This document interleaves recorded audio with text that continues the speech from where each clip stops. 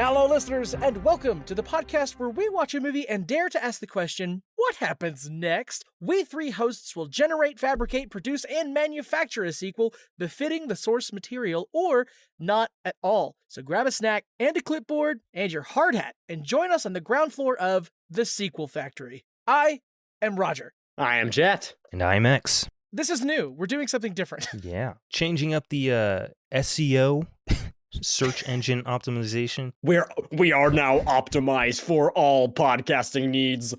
Yeah, absolutely. We're doing the same thing with a different name. We're bringing a whole new pizzazz to it. A fun new rapscallion energy. I don't know if X does rapscallion. I can try. I'm bringing a whole new rapscallion energy. I can bring mongrel energy. I can bring pessimism. There you go. Perfectly balanced, as all things should be. Yeah. So we've reformatted the show. We gave it a new name. X is working on the logo. Yes. We've had a lot of conversations about comedy and sort of how jokes are kind of meant to challenge people, you know? So we're trying to be like, hey, how do we make the show, really meaningful? How do we optimize the comedy? Get our JPM up. That's jokes per minute. They're always talking about that. We might do cutaway gags. Oh. Cutaway yeah. gags in a podcast. Yeah. Yeah, there might be sketches. Who knows? Ooh. I won't promise sketches, but who knows? We didn't talk about that idea. So X did mention that we're basically just doing the same thing. What was part 2, the sequel continued, is just Sequel Factory now. We are building a sequel in our special little hut with which we manufacture them. Sort of the part 2 to part 2, the sequel continued. Man, it's so referential. It's the reboot. Again. Yeah. So X, what movie did we watch? Want to go over that real quick? For the first movie back, we're doing the 2022 action flick directed by David Leitch? Yeah, good luck. I hope so. Bullet Train, starring Brad Pitt, as well as a plethora of other recognizable and talented talent. An incredible amount of significant faces appear in this movie that you do not expect to appear. Channing Tatum on screen for like 60 seconds halfway through. Yeah. Zazie Beetz appears from underneath a costume and then dies so quickly. Very soon afterward. Iconic appearance, though. Ryan Reynolds appears in a single shot as a significant character that is not mentioned again. Oh, no, mentioned throughout. Yeah, yes. He's mentioned he just throughout. Doesn't show up. And then revealed, right? Which is so strange to me, because when you think about it, in 40 years, when these movies are on the same level as movies from like the 1930s for us, is anyone going to understand the reference to like Hollywood hierarchy that makes that cameo so funny? I'm sure digital archaeologists will look back and I guess they'd have to associate like tweets, be like, I can't believe Ryan Reynolds was in this movie. I mean, it's the same director as Deadpool 2, and Brad Pitt made a 1-second cameo in that movie. Yeah. Well, I mean, same deal then. The gist of the movie is a whole bunch of assassins and criminals and murderers and hit people all end up on a bullet train to Tokyo, all kind of going after the same thing or different things. They're all involved in their own stories. And as these stories cross over under the thumb and the vengeful eye of the White Death, is that right? Yeah. The vengeful eye of the patriarchy, the white man. Everything goes to hell and people die, kill each other, fight in some beautifully choreographed John Wickian fight scenes. And what did you guys think sort of going into the early portions of this movie? What did you think the movie would be? Because I know like X had seen it before. Roger and I watched it for the first time for this podcast. So yeah, Roger, what did you think this movie was and how did it defy those expectations? So before X had suggested Bullet Train, my roommate's parents suggested Bullet Train. And they were like, oh, have you seen Bullet Train? We're like, no. And they're like, you gotta watch Bullet Train. And I was like, okay, chill. So I was expecting, like you said, John Wick, like it was an action film. It all takes place on a train. I was really worried we were going to run into the whole snakes on a plane scenario. Yeah, there's a snake. There's a snake on a train. There is a snake throughout the movie. And no, I fell in love with this immediately. I wrote down the 17 kill montage makes me realize how much I already like this movie. Yes, 2 of the assassins on board, named by the Lemon and Tangerine. Lemon and Tangerine are their code names, are kind of your classic sort of bumbling, arguing criminal types, sort of a la Fargo. They're wet workers. They're like professional assassins. Yeah, a la Kidnapping Ellen. Just your classic. Your classic 2 criminals who argue, and they have rescued the son of the White Death, and they're trying to bring him back, but they've also got this briefcase of ransom money, which is a huge MacGuffin that everyone's trying to get throughout the movie. See, to me, this movie very much reminded me of Smoking Aces, which I don't know if either of you have ever seen that. I have not. I haven't. It's very similar in that it's a story about a bunch of assassins going after one target and then killing each other. Ben Affleck has a cameo in that movie that lasts longer than a minute, but he is almost immediately killed, like as soon as he pops up on screen. And that's also a pretty fun movie. It did already have a sequel, though. But yeah, Bullet Train is far superior, honestly, in how it plays out all the characters and makes you like care about certain scenarios and stuff. And yeah, it definitely makes the characters a lot more likable. You know what I really liked about this movie? Obviously the direction of it is really good. The cinematography, acting, the action. What I liked that it did well, and this was actually it's made more apparent when I realized what else the director has done. Yeah. But there are some violently brutal deaths in this movie, and each one of them were funny. Yeah. Yeah. Pretty hilarious. Brad Pitt, who is ostensibly the protagonist, even though there are a lot of characters that we follow really closely as they're with each with their own story. Brad Pitt plays codename Ladybug, who is a man with terrible luck. Or amazingly good luck. Or amazingly good luck. In very much a story about sort of happenstance, causality, coincidence, unlikely things happening for good or for bad or for both. Let me help you out here. The word you're looking for is serendipity. Serendipity, yes. Ladybug is the most, charming, down-to-earth character I have almost ever seen in a movie. He is such a real guy with such naturalistic delivery the whole film in a way that manages to not feel... It doesn't feel like someone who's outside of it looking in a way that sometimes sort of everyman characters can be. It's not like the one guy in the musical who doesn't know that it's a musical and they're like, well, what's going on? It manages to not be that. He's very much in the world, in this life, but he's just he's a guy. He's just trying to look after his mental health. He generally cares about how other people are doing, but if you try to kill him, he'll fight you. So something I thought was really funny is that toward the end of the film, I had to ask the question, how many people did Ladybug kill on purpose? And the answer was 1. Yeah, on purpose. Yeah, just one. On purpose. Yeah, the Hornet. But even then, so yeah, there's a beautiful scene where Zazie Beetz' character poisons Ladybug with a terrible snake venom that kills him in 30 seconds. And then he just grabs the syringe out of his hand and stabs her with it too, because you need an antidote for it. And as soon as she reaches for the antidote, he grabs it and stabs himself. And she's like, oh no. And then he's just like, what, you didn't bring 2? You didn't bring 2? You only have 1? She's like, no, I don't have 2. It's like, yeah. He wasn't worried about it because he thought she would have a backup. Right. You gotta prepare for these things, man. And the first guy that died by, I guess it was a suitcase/knife fight between the wolf and Ladybug.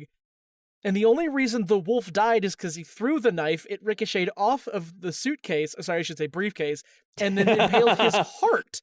Yeah, this is immediately after an extended backstory montage for the wolf. He dies like 20 seconds after after that. It's Bad Bunny, right?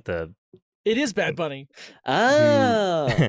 Honestly, when I first saw this movie, and I'm Puerto Rican, I have no idea who Bad Bunny was. I still kind of don't. I've never listened to any of their music or anything, but it is funny to get such like a huge pop star to pop up, try to make you care about him, and then immediately get rid of him.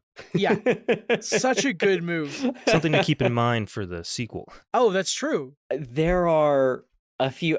Ultimately, like, there's like very little to directly pull from this movie into the sequel. Ladybug survives, his handler survives, Lemon survives, and the elder and the father both survive, who are two like Japanese gentlemen who were wronged in the past by the big crime boss, the White Death. Well, the elder was part of the Yakuza, which is also...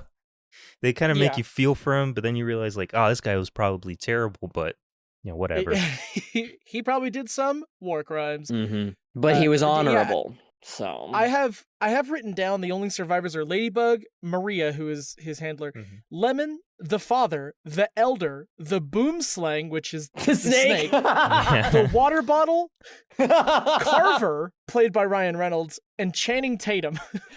So, right, Carver and Channing Tatum's Ryan Reynolds and Channing Tatum's characters, right? Like, we've gotta, right? Like, they've gotta be... Oh, yeah. They've gotta be part of it. But Channing Tatum has to be, like, randomly shoved in somewhere in the middle of the movie. We can't follow him. He can only exist in this world in, like, 3-minute intervals. It would be real easy to establish that he was actually, like... an assassin or involved in stuff, but just for some happenstance reason ended up kicked off the train before things went down. I think that would be hilarious to think that he was a part of all of it, and then we don't find out until the second movie very much the same fashion that we find out that Ryan Reynolds was Carver. We're like alluding to this crazy assassin who is the best in the world. A bad dude. Number one, no one even knows what this guy looks like. And then in a quick little flashback, we realize, oh, it was the guy that Ladybug switched hats with. Yeah. Mm-hmm. What a good... So if we are done talking about the first movie... I think we'll bring up details as they come up, I think. And we can explain stuff as we're sequelizing. Sure. I have here 3 hooks. They're not big. There's nothing special about them, but it's just 3 hooks that I could think of while watching the movie. The sequel would contain a new mission gone wrong. Mm-hmm. It would contain a new vehicle-centric location, which again, I know we did with Snakes on a Plane, so we can probably move past that. I mean, we just speed 2'd it, didn't we? Oh, that's true. I mean, do we really want to have the transport conversation that we had on for Ruse on a Cruise? I kind of do. Ruse on a Cruise was only movie names, and we pretended to do a podcast afterward. It's really tempting though, because Bullet Train is a pun name. It's a fast train called a bullet train, and there's a bunch of bullets that happen on a train. Oh, I see. So we call this one Greyhound Bus, and there's a bunch of dogs let loose. I can't think of another mode of transportation that involves violence in its name. Monster Truck. Yeah. Huh. But I think the name Monster Truck is a movie. Probably, yes, I think so. What was your third thing? The last note I have is perhaps follows a different character that Brad Pitt can cameo. I really want Ladybug in it again, because I feel like they set up such a premise for Ladybug, which is that he is a character who has such bad luck, but he kind of absorbs the bad luck of everyone around him and ends up being a good luck charm for them, because all the bad stuff happens to him and everything that goes wrong for him, but in the process... Do you want to explain the Japanese lore behind that? Oh, it's just basically the thing that I said. Okay, yeah, fuck it. The If you're interested, Google it. Yeah, it's about ladybugs. They carry the 7 woes on their backs and their spots because they absorb everyone else's bad luck when they're around. And that's basically the sort of, at least like, theme around Ladybug. And that's like so fun because that results in so much of the wackiness of the film that you just kind of accept the amount of serendipity because they set it up. How do we feel about returning castmates? Oh, like the characters who survived? Right. I've got no problem with it because there's just not that many. Yeah. I think the Yakuza guys should get their piece because they kind of suffered the most. Oh yeah, no, they're done. Yeah, I was gonna say, if it's outside of Japan, like the elder, the father, they don't have to come back. Yeah. But I think Ladybug and Lemon, sure, why not? Yeah. Yeah. Hey, I have kind of an idea. I know I have a problem, and I've had a problem in the past of building a movie around the title. You don't say. What if the handler, was really impressed with Lemon and his growth and brought him onto the team, and Lemon and Ladybug joined forces under a new nickname duo called Lemon and Lime, or Sprite, or Jesus Christ. Well, I mean, they change. Help me out here. They change code names every mission. Yeah, they do. Yeah, so we could find out, or we could figure out something that would intertwine with whatever situation they're going through in the moment. Or there toward the end of the film, what was it? Ladybug said, "Oh no, Lemon said, I have a new brother now." That's and the thing. Ladybug was like, "Really?" And Lemon was like, "Fuck no!" And then he jumps off the train into some water, and we see later that he survived. Yeah. And he gets into a tangerine truck, and he hits the little Russian girl, the prince. Who's a bad guy, by the way. Yes, she's bad. She's terrible. I hate her. Oh God, I was so mad that she lived for as long as she did. I know. Oh, pay it off at the end with the tangerine truck. Yeah. Yes. Really good. Poetry is funny. So could Lemon be a potential antagonist? I think that would be interesting. At the very least, I like Brian Tyree Henry being in an antagonistic role. He's really good at it. He's, oh my God, what was the train that he stuck on the prince? Thomas the Tank Engine. But Granite? Yeah. Diesel. Diesel. Yeah, so he's the Diesel now in this movie. Okay. Wait. I'm doing it again, but could the name of the movie be called He's the Diesel?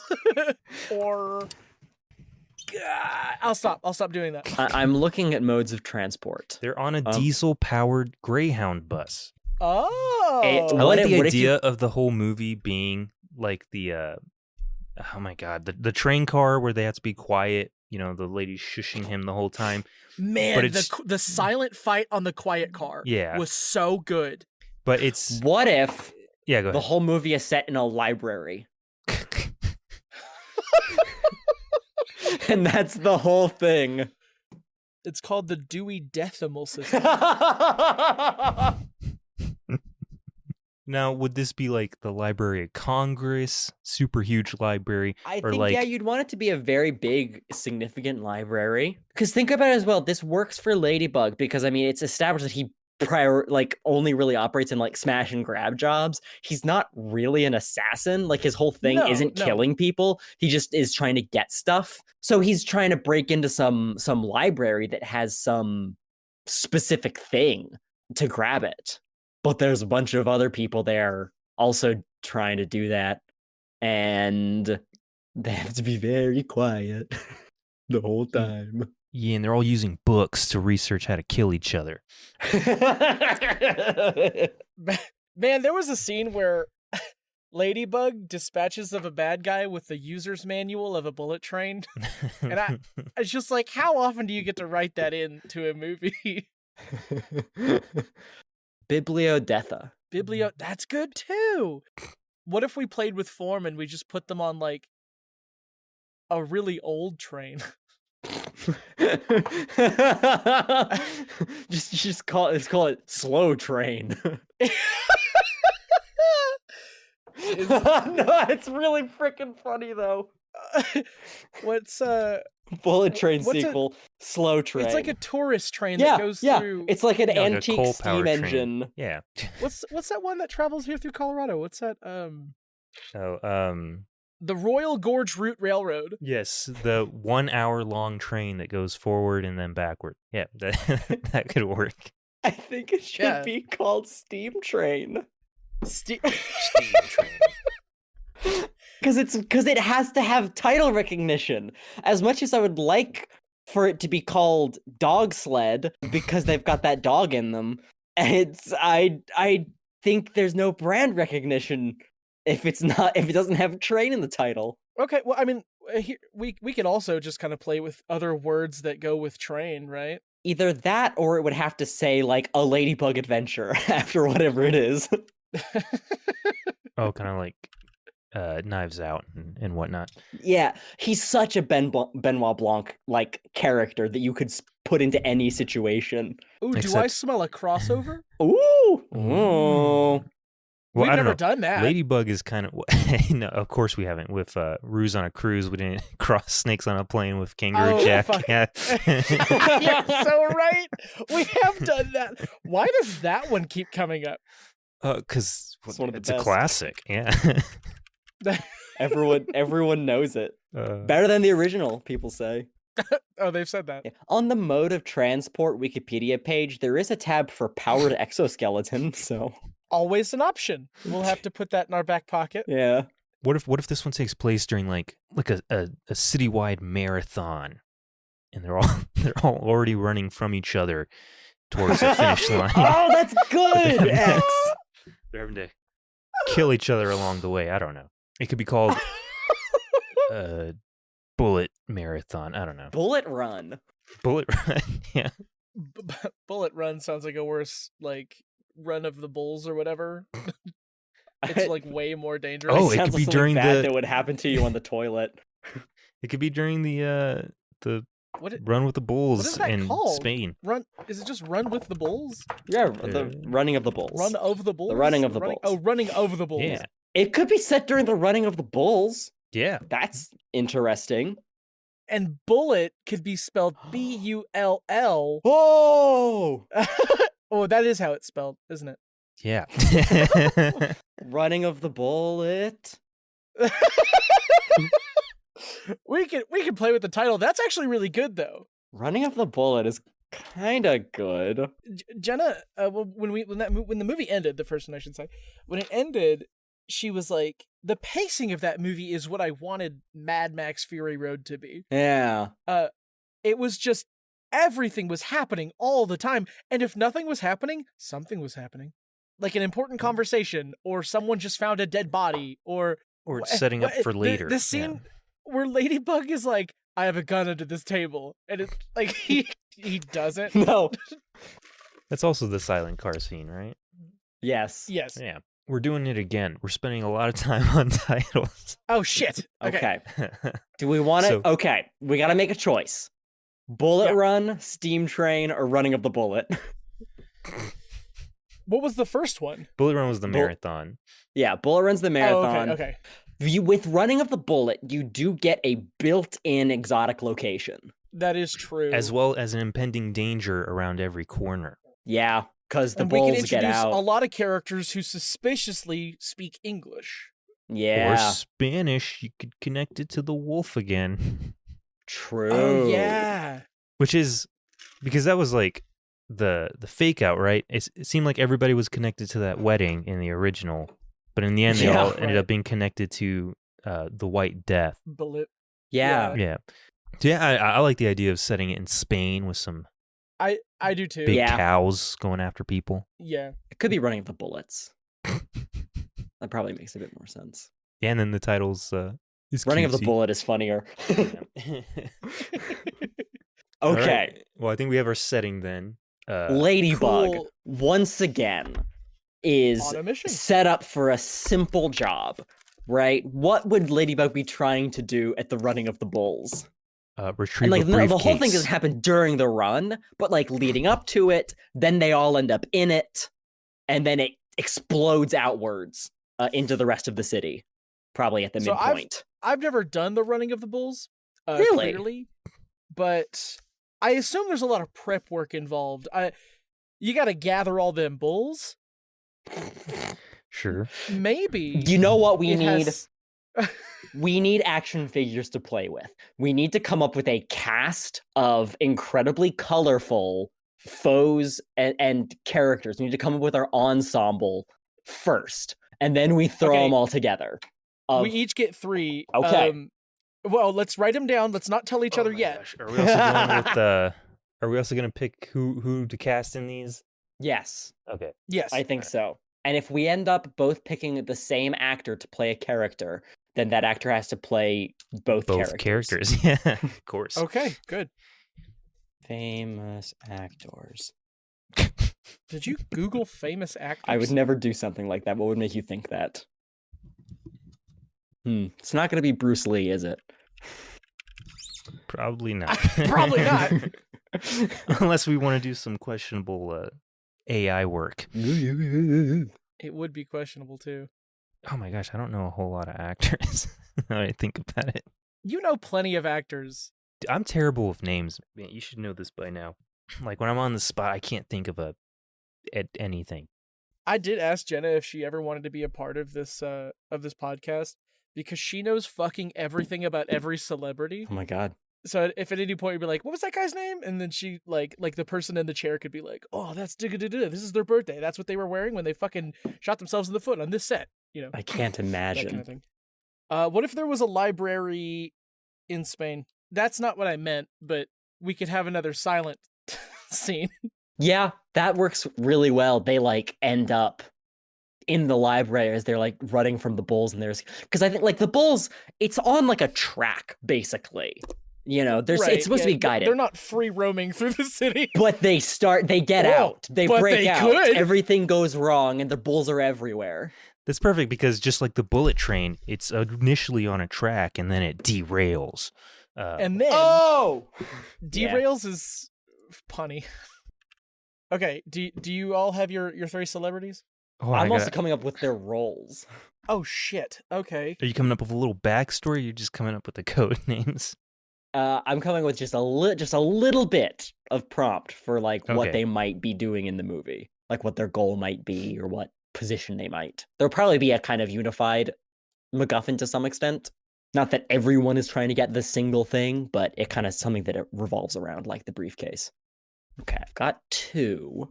I don't know why I had mine so ready. And we'll probably cut out some of this dead air here. Well, yeah, of course.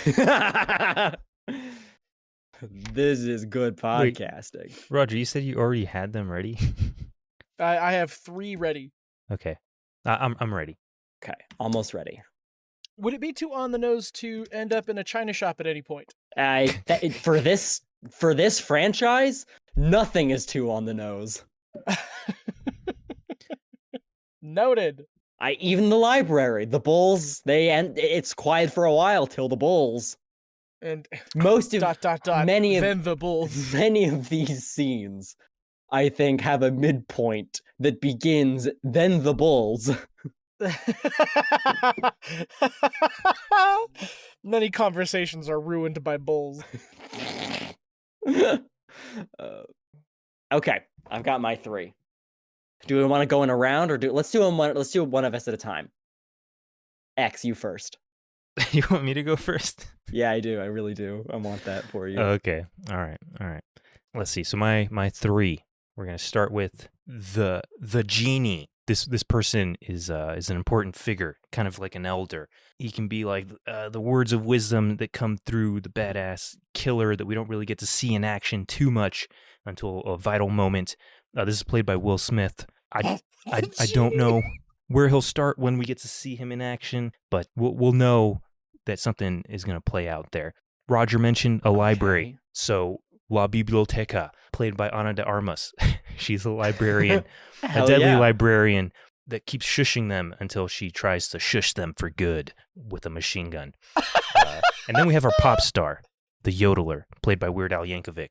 Oh, hell yes. And he's gonna kick some ass until he gets his ass kicked, but it's gonna be glorious for all 5 minutes. Those are my 3. I love that. All right, Okay, which one do you Roger. next? Roger, Go for it. Yes. Okay, so my first character is El Matador, the bullfighter. He's kind of a rough and tumble kind of guy who mostly fights with a bullwhip. It's obviously played by Danny Trejo, and, I assume he's probably just another assassin or thief that wants to get the goods. You say Danny Trejo? Yeah, Danny Trejo. Oh, did Sick, I mention- wonderful, perfect. Did I mention that the yodeler fights with an accordion? You did not. Yeah. How could Yeah. you have left that out? I don't know. just adding it in there. Okay, El Matador. Who else? Oh, Yes. Danny Trejo. El Matador. The next one is the tourist. Just a guy who's wearing, the classic kind of flowery button up, some dad shorts that are a bit too short. He's got a camera around his neck.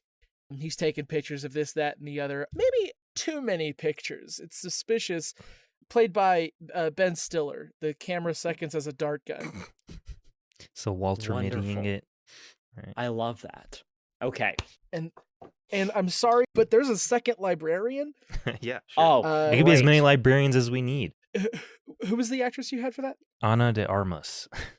Okay, well, she is partnering up with Jamie Lee Curtis. Okay. I- Yeah, that sounds perfect. Who, I don't know. She's They good were- with knives or whatever. Yeah, they I were. didn't write much down. They both were together in Knives Out too. Well, the first Knives Oh my Out gosh! as well. Yeah. Spectacular. What's How funny. is it? Just the librarian? I might be able to think of something better later. No. I think it's funny because it's the librarian and then La Biblioteca. It just means the library. So.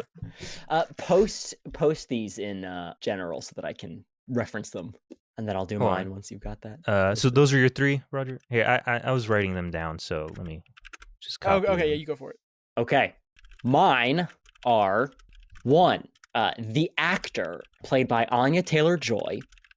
She's a famous actor who's doing the running with the bulls, but really she's trying to get her own manager killed before he reveals Anya's dark secrets relating to the MacGuffin. So she's like, throughout the movie, like she's trying to frame her own manager's untimely death by bull. Hey, that's perfect too, because she speaks fluent Spanish. So it Oh, fits. beautiful. Then we have the Phantom, played by Donald Glover, who is a mysterious and enigmatic figure who appears when no one else is around in various roles, such as the China shop owner. Just kind of appears to Ladybug like the Cheshire Cat to Alice. And at some point, we may think that he's actually the mastermind of everything going on, perhaps the source of Ladybug's strange bad luck, but no, he's just a weird guy. I can see why this took you so long. And then we've got the Mimic, played by Jim Carrey, who is an assassin masquerading as one of the bulls.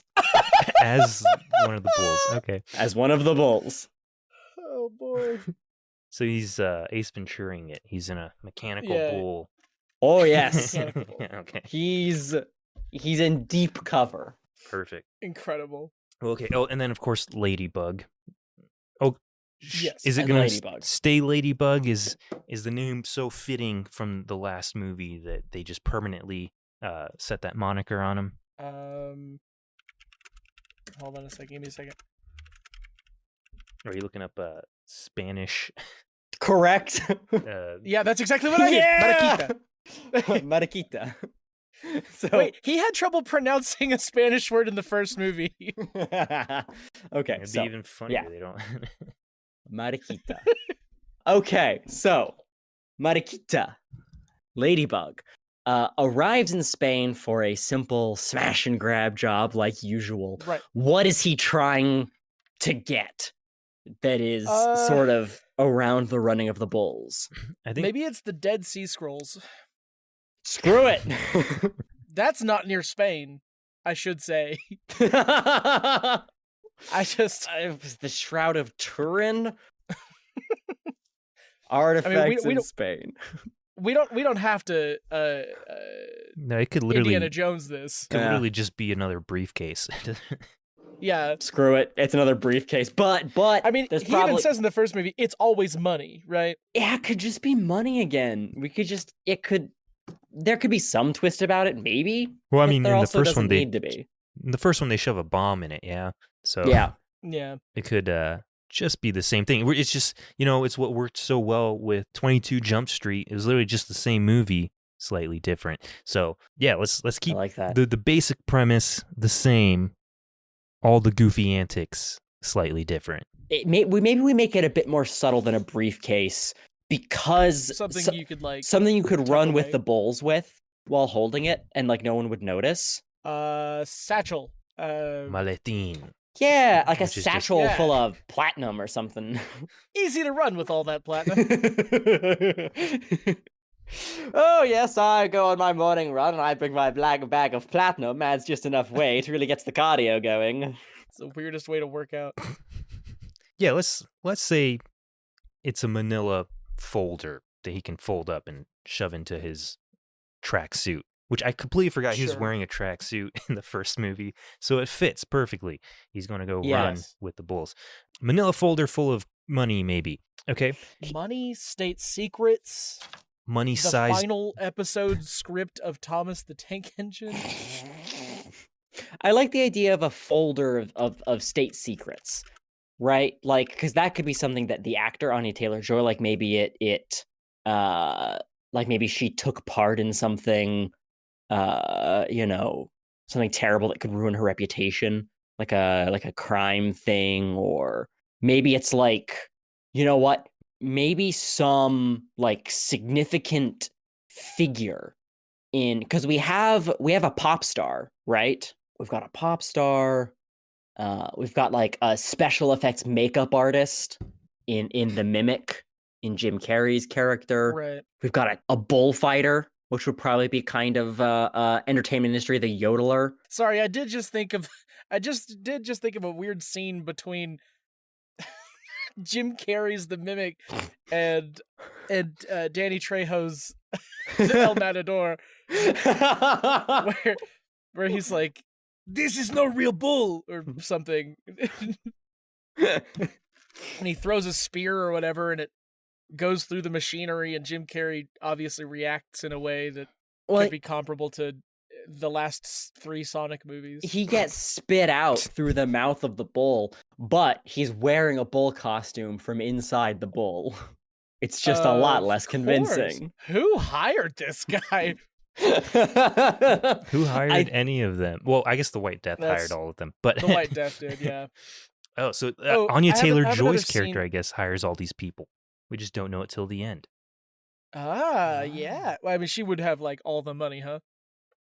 Yeah, I all that think- actress money. I think it's like there's someone in like Hollywood or whatever who has a whole bunch of dirt on like everyone. And this person has like died and left one manifesto with all of their secrets. So everyone's trying to get it to Oh, so that's what's like in the manila destroy envelope. it. To hide what happened. It's all in screenplay format. Oh my god, it's all secrets that have been hidden in a screenplay, in the script of a screenplay. Yes. So I just thought of another cool scene. What did we end up calling Ladybug? Was the name? We Mariquita? can just say Ladybug. Yeah, it's just Ladybug. It's the same word. So What if there was a scene where one of the other, I guess I'm going to call them just assassins, one of the assassins also has a handler, so we see in real time a handler versus handler fight through the Ooh. headsets of each of the action stars. Oh, that's great. Like they're giving each other calls and notes on what to do next, but the other one has anticipated that, and so it's a fight of the minds between the handlers as they control their puppets. That's Well, now we got to so cast dumb. the I other love that. handler's voice. We do. It could be someone. I mean, like we could. What was it? Sandra Bullock? Was that? Yeah, Sandra Yeah. Bullock was Maria Beadle. Yeah. Oh, What if the other person's handler was Angelina Jolie Ooh, what a for Brad Pitt to go up what against? a crotch punch to Brad Pitt. Yeah.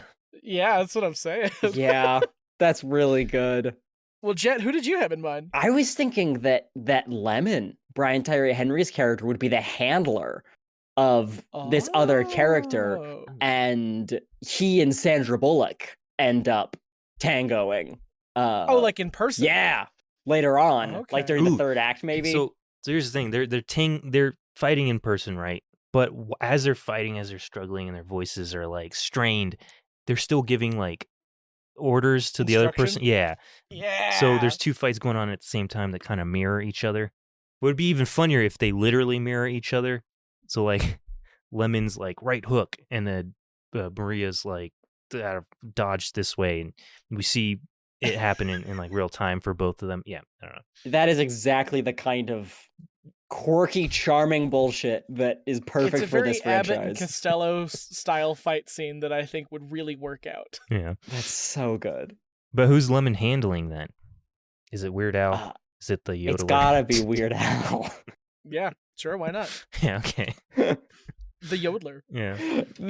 Well, no, because is the yodeler an assassin or just someone in the entertainment industry who's also going after the envelope? Well, everyone in the entertainment industry is an assassin. You're right. You're totally right. The answer was in front of us all along. This is the secret that Hollywood and I'll say it, Joe Biden doesn't want you to know. Yeah. He's not sure why he doesn't want you to know it. No, he's not. He's not sure of much. You might accidentally leak it in the next few days. And then walk off into the woods. Okay, so the end of the movie, which I think we're coming up on, right? Like everyone, we can imagine antics. I mean, yeah, you get all of these people, and they're fighting. The envelope is changing hands. They are running from the bulls. So they all need to die, though. So just real quick, we Yes. have 9 characters. We can have 2 of them survive. One of them has to be Ladybug, obviously. How do these guys die in the process How do they die? of That's running? a fantastic idea. Oh shit. Okay. How about this? Let's all swap. Jett, you kill X's characters. X, you kill my characters. I will kill Jett's characters. Okay. All right. I think the yodeler probably dies fighting Ladybug during the handler fight. Yes. What's the death blow? I think he's trying to sort of crush Ladybug's head between the two halves because I think the accordion gets like torn in half.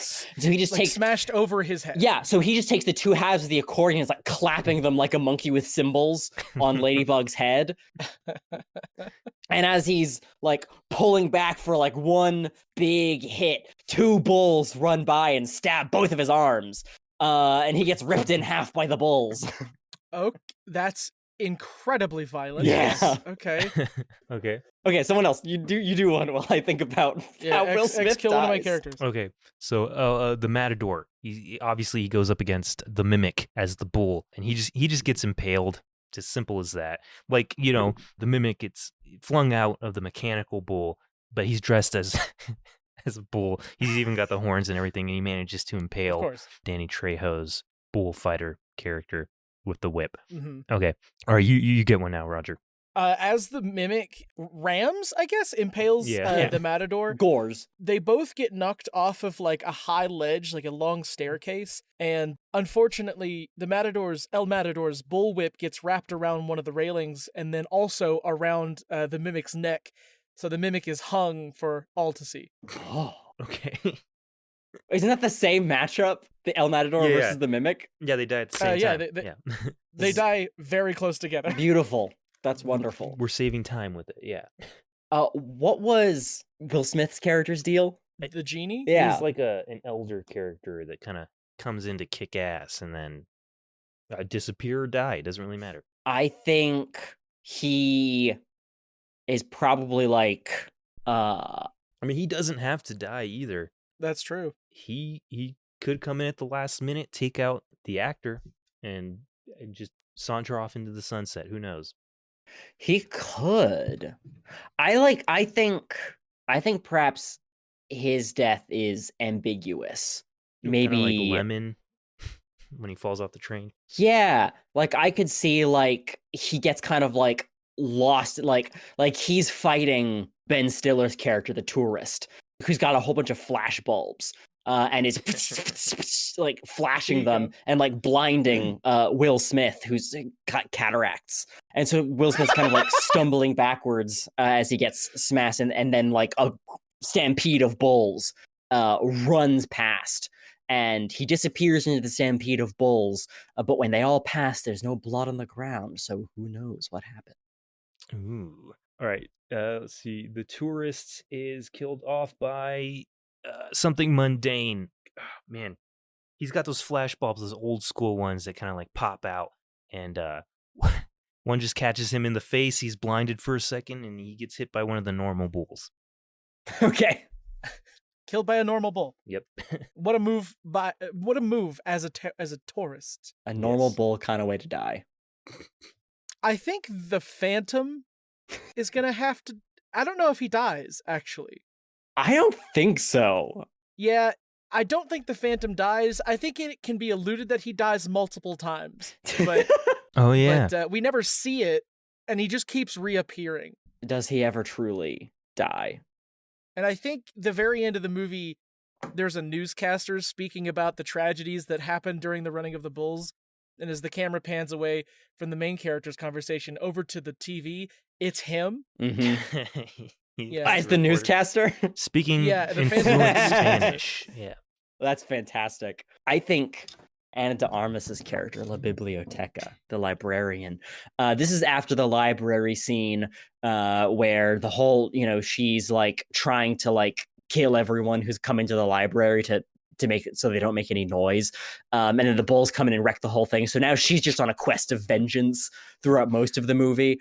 And they're in the china shop. And the Phantom is kind of like watching from the background, like, as like stuff is like, miraculously not getting destroyed as the bulls kind of, because you've seen the Mythbusters episode, you put a bull in a china shop and it just kind of saunters around gently. Right. So it actually ends up being a very tame scene where La Biblioteca is like trying to like throw knives or whatever to kill two other people. Like, she's fighting maybe, I would say, the actor and Ladybug. Yes. And she's like taking plates and cups and like old cutlery, like going full dwarves in The Hobbit, like throwing plates. Yeah. And Ladybug the whole time is like, just like trying to like catch these like fine chinas and put them back on the shelves so they don't get destroyed, because he doesn't really want to cause any trouble for this poor china shop. And then finally, as she's like pulling stuff off of everything,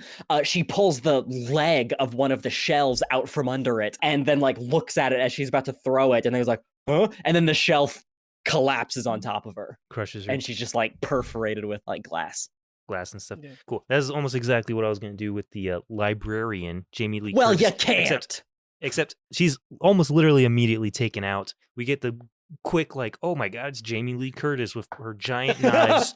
And then that's when the bulls crash in through the library and she's just immediately impaled by her own knives. Fantastic. Okay. Hell yeah. And then that just leaves finally, the actor. The actor's gonna be the last to die. Yeah, because I think she's probably the biggest antagonist of the film. Big bad. I think how this is gonna work is the final scene is in a library. I should say the final fight is in the library, and it's not really a fight. Is it in the? Do we go back to the library? Oh, forgive me. I guess. Where could the final scene take place? It could be like on the shore, like at the cliff. All the bulls are like running to. I think Spain, where running the bulls happens, probably has a body of water. Is it Barcelona? Isn't it? Barcelona. What I'm pretty sure it's in like Barcelona. Barcelona. Yeah, I don't know if there's water there. Barcelona. Oh yeah, it's like literally right there. It is by the ocean. The shore. Yes. Excellent. Yeah, I think the bulls are coming. They're at the shore, and it's like a sort of like edge of a cliff kind of situation as they're fighting and dodging bulls that are running into the sea. Yes, which they wouldn't Roger do. Gets to decide how yes. she dies. Oh, yeah. You know what? Okay, actually, so La Mariquita and the actor both have to make this decision to jump off of this cliff face. Mm. And obviously they're like, one of us is going to have this envelope. It can't get wet in the ocean below kind of thing. Actually, it could just be one of those movie moments where both of them are like pushed over the edge and we're like left to assume like, oh no, what happened to both of them? Mm-hmm. And the camera pans over the edge and Lamedakita has his hand on the root of a tree or a pipe or something. Yes. He's holding on, but on his other hand, he's holding the envelope. And at the end of the envelope is the actor. Oh. And Anya Taylor-Joy is holding on for dear life. She's been trying to get this destroyed the whole time. Yeah, it's so like you got to make the decision, but before she can, an actual ladybug lands like on her eyelid or something, and she swats at it with the same hand, and she falls into the rocky ocean below. Yes. Yeah, And I think then that works. Ryan Reynolds appears and helps the ladybug up off of the cliff. He helps him up off the cliffs and then runs off with the envelope to get all the credit. There you go. And he There it runs. is. Yeah, He and runs ultimately into. all of the secrets of these terrible people get revealed, even though they're all already dead. So he runs, gets into his getaway car, driven by Channing Tatum. Absolutely. Channing Tatum. Yes. Yep. He's been here the whole Yes, time. exactly. Yeah, Channing Tatum was supposed to meet up with Carver in the first movie, but Carver never showed up. That's why he's just like this weird little side character that just switches hats with Brad Pitt. Yeah, so it all comes What together. if he's not even a getaway driver? What if he's just a limousine driver? A limousine driver?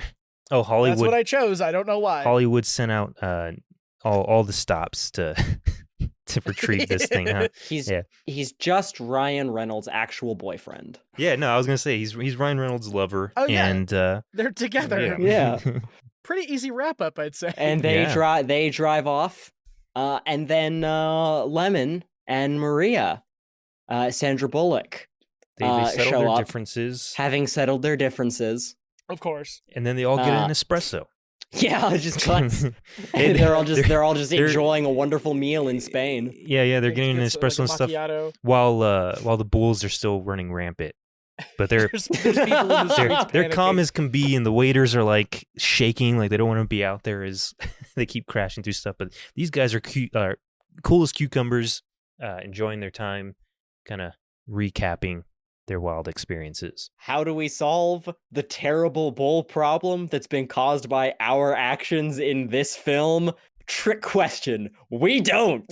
No, absolutely We not. Go home. The bulls are a problem in perpetuity.